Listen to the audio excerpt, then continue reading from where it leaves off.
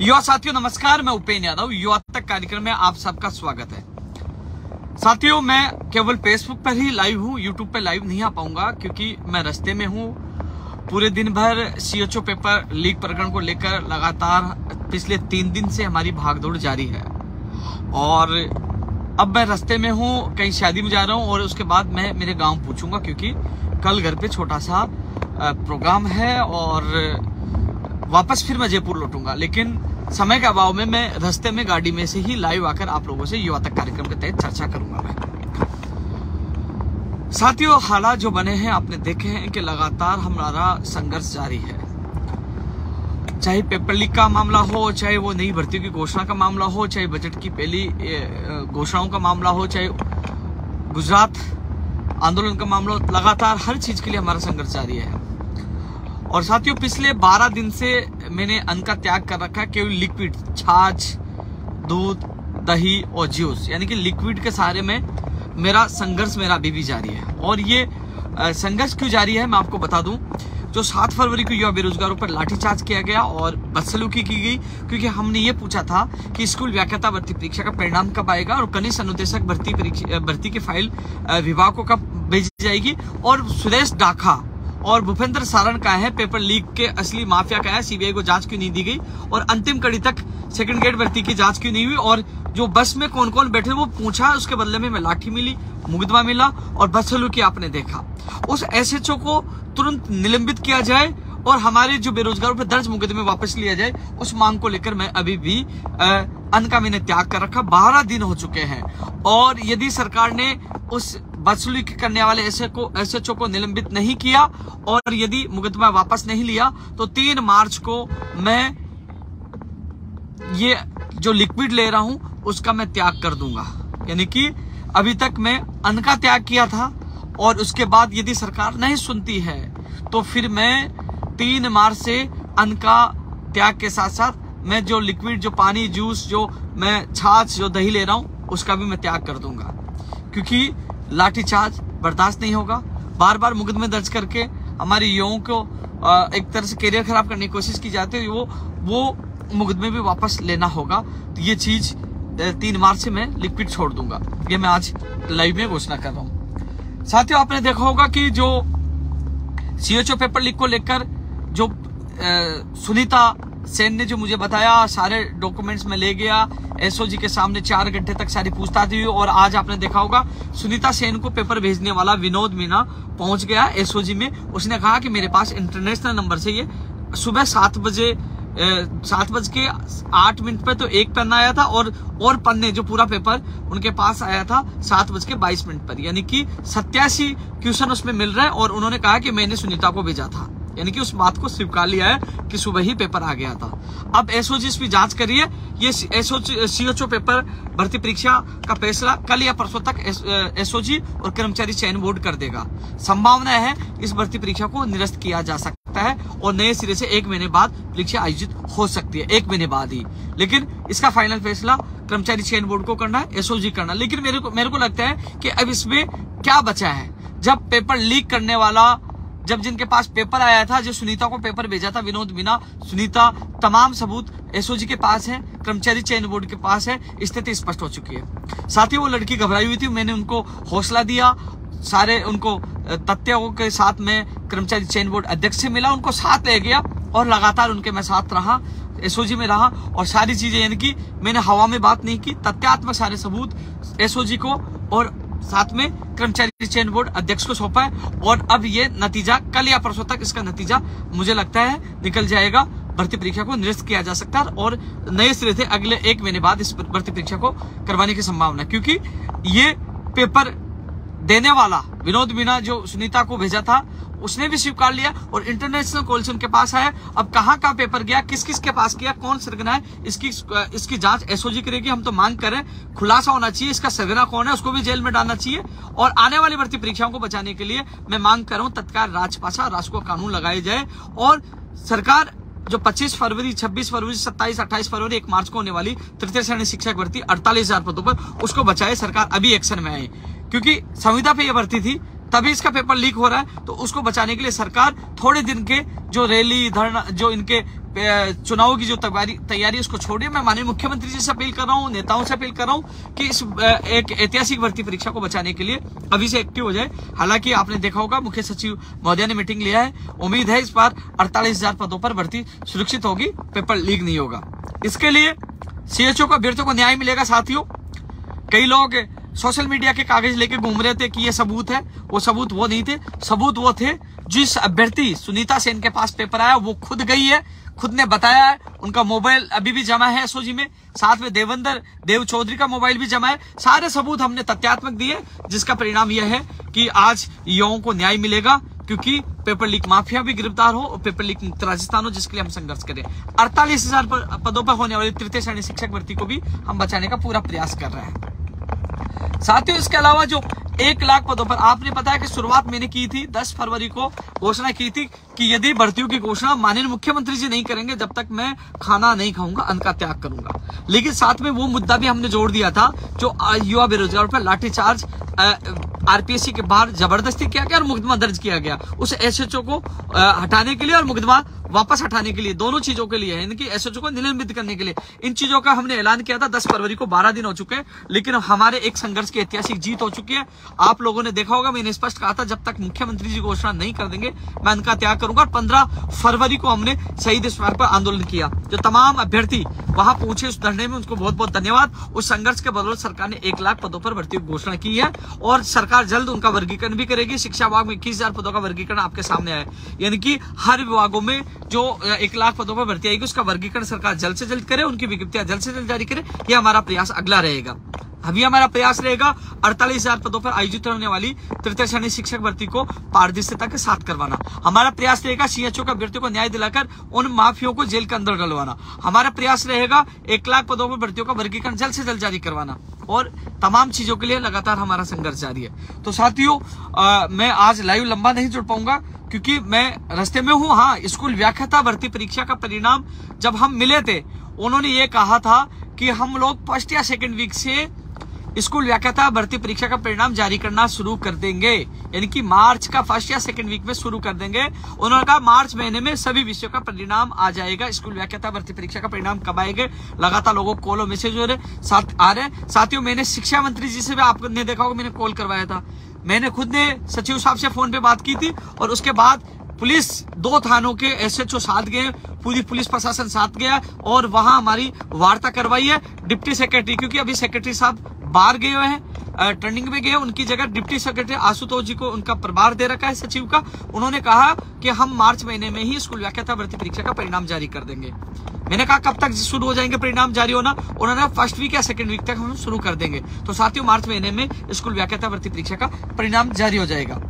जो अलग अलग सवाल है साथियों, मैं आज सबका जवाब नहीं दे पाऊंगा, लेकिन 1 लाख पदों पर भर्तियों की घोषणा हुई एक संघर्ष का परिणाम है और आप सबने सहयोग किया, जिसके लिए बहुत बहुत धन्यवाद।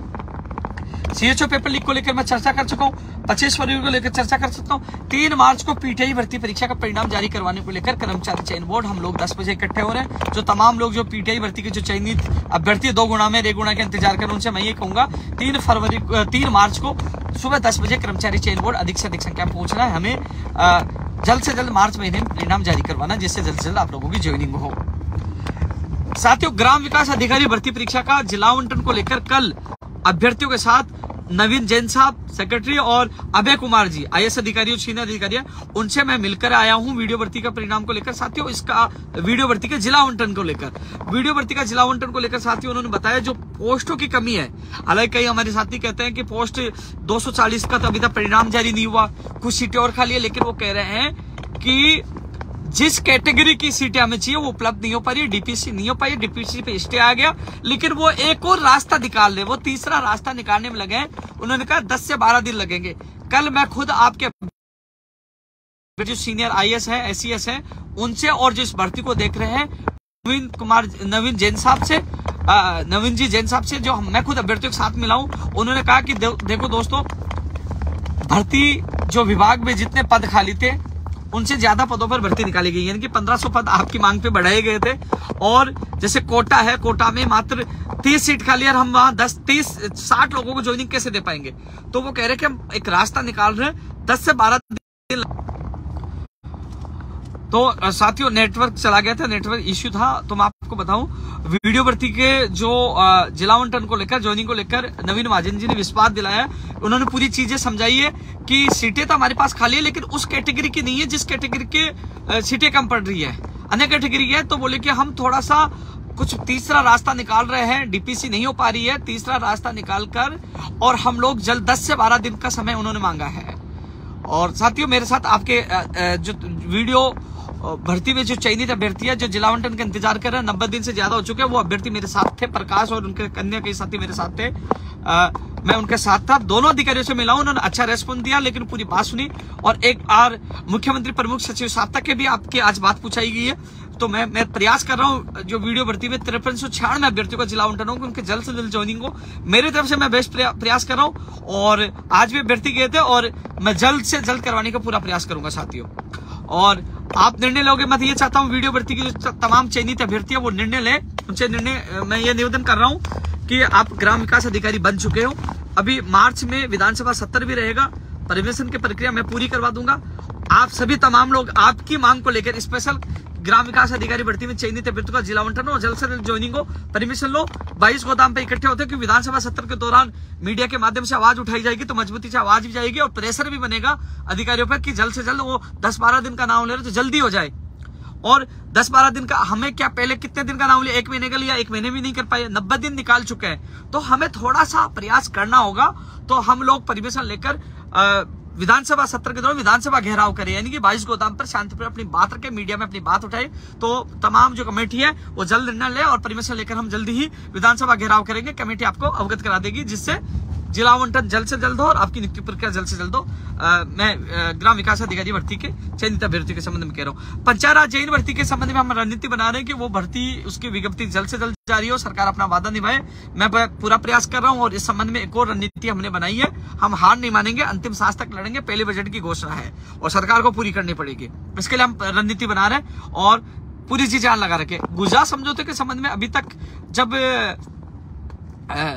आरती मैम से हम मिलकर आए थे, आरती जी मैम से मिलकर आए थे, उन्होंने कहा था कि विधानसभा सत्र के बाद हमारी आपकी फाइनल मीटिंग कुलदीप राठा जी से करवाएंगे, मुख्यमंत्री प्रमुख सचिव से। इंतजार मैं भी कर रहा हूँ साहब, वो मीटिंग हो तो गुजरात समझौते की तमाम जो अभ्यर्थी हैं, चारों भर्तियों के जो कंप्यूटर अनुदेशक भर्ती वाले हैं, पंचायत जैन वाले, कनिष्ठ अनुदेशक वाले, ऑपरेटर, ई मित्र ऑपरेटर वाले, सबकी फाइनल मीटिंग होना बाकी है। तो जैसे मीटिंग का समय मिलेगा मैं आप लोगों को बता दूंगा। मैं भी प्रयास कर रहा हूँ जल्द से जल्द समय मिले।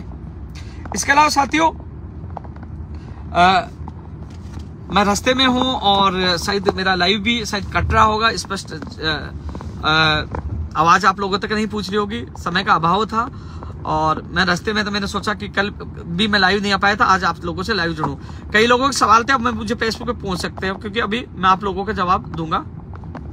प्रयोगशाला सहायक भर्ती का परिणाम इसी वीक के लिए मेरे चेयरमैन साहब से बात हुई थी, कल ही बात हुई थी, तो इस वीक के लिए कहा था, तो मैं कल और बता दूंगा, इस वीक के लिए कहा था।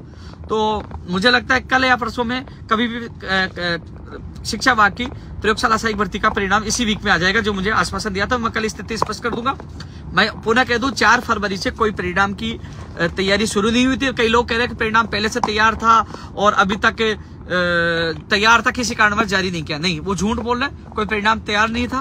परिणाम कल, अब आज जब मेरी कल बात हुई थी, उन्होंने कहा था कि परिणाम अंतिम चरण में तैयार होते जारी कर देंगे, इस वीक में जारी करेंगे।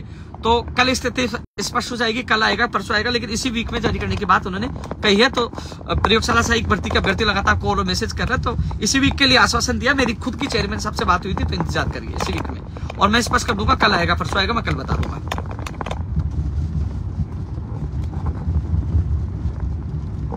मैं अब कमेंट करके वीडियो भर्ती का डीवी का इसका जवाब दे चुका हूं दोस्त, है ना। अब मैं कमेंट पढ़ के जवाब दे रहा हूं। फायरमैन भर्ती का रिजल्ट 10 मार्च से पहले जारी होने की संभावना है। मैं कल पता करूंगा डेटा पूछा कि नहीं पूछा, क्योंकि डेटा की वजह से जो परिणाम में दिक्कत हो रही है, कल मैं पता करूंगा। मैं और भर्तियों के मामले में बिजी हो गया था, कल मैं फायरमैन का पता करता हूँ। यदि फायरमैन का डेटा पूछ गया, क्योंकि 10 मार्च से पहले परिणाम जारी होने की पूरी संभावना है।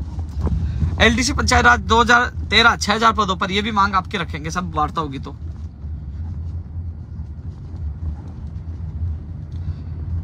राकेश भाई मैं बोल चुका हूं ऊपर वीडियो अलॉटमेंट के संबंध में, आवंटन के संबंध में। एग्रीकल्चर सुपरवाइजर की वैकेंसी आएगी दोस्त। कृषि प्रेक्षक की भर्ती की विज्ञप्ति कब जारी होगी, कब एग्जाम होगी, थोड़े दिन में मैं बता दूंगा, लेकिन यह श्योर है कि आपकी भर्ती की विज्ञप्ति जारी होगी, भर्ती आएगी। ग्राम विकास अधिकारी भर्ती के जिला आवंटन के संबंध में मैं ऊपर बता चुका हूं दोस्त, आप सुनिए। लाइब्रेरियन का भी 10 मार्च से पहले आने की संभावना है और 1-2 दिन में स्थिति स्पष्ट कर दूंगा कब तक परिणाम जारी होगा।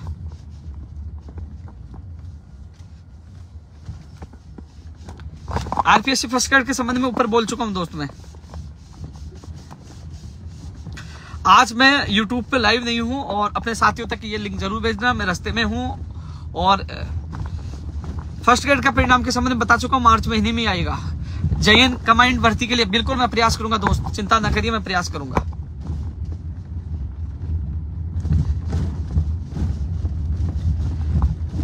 एक लाख भर्तियों को वर्गीकरण के लिए मैं प्रयास कर रहा हूं कि वर्गीकरण हो, जल्द से जल्द स्थिति स्पष्ट की जाए, जिससे युवा बेरोजगार उसी प्रकार तैयारी कर सके।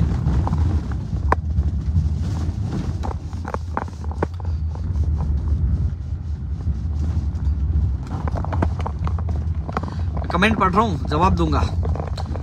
फेसबुक के अभ्यर्थियों के कमेंट आ रहे हैं, मैं कमेंट पढ़कर जवाब दे रहा हूं। जिसके कमेंट आइए वो आप कमेंट कर सकते हो। 2 मिनट और लाइव रहूंगा मैं।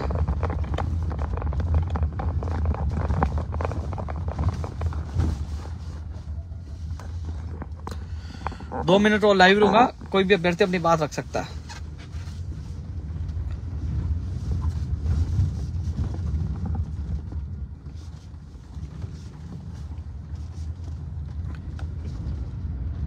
पंचायती राज जैन सेकंड ग्रेड का अभ्यर्थी कह रहा है कि आंसर की जारी होनी चाहिए।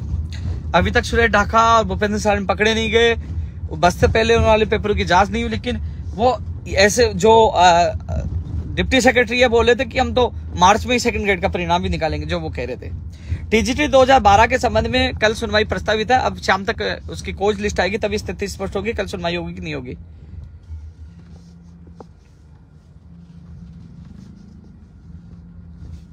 चलो साथियों, आपसे